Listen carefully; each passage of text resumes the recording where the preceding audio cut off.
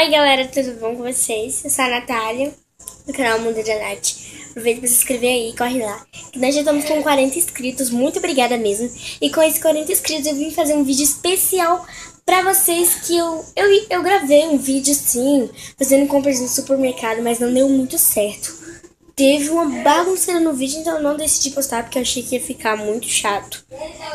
E vocês iam rir de mim. Ia rir de mim também, mas eu vim substituir esse vídeo que eu fiz compras hoje de manhã. O que tem na minha geladeira? É o primeiro que tem na minha geladeira. Então vamos lá. Gente, não é... Eu vou falar sobre uma coisa que vocês não vão acreditar, que eu comprei. Sabe esses... Peraí. Sabe esses din-dins aqui, ó, que vendem por aí? Então, eu vou falar sobre eles. Vocês não vão acreditar que eu comprei. Gente, eu comprei um pacotão. Gente, aqui tem muito din-din. Chegou, tô sufocada. É muito, mas muito din-din mesmo, gente. É muita coisa. É muito din-din embalado.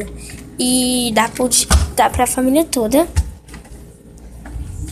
E tem de vários sabores. Tem de limão, maçã verde, laranja, morango, uva. E ainda não experimentei, vou experimentar.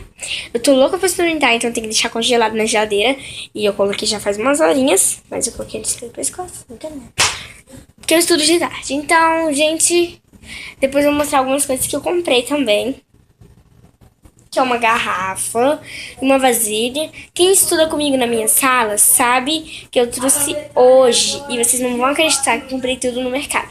Então é isso. Se vocês quiserem que eu faça esse outro vídeo, deixe muito like nesse vídeo. A gente capricha tanto no like. Mais like possível, gente. Que aí eu vou postar os outros vídeos. Um beijo e tchau!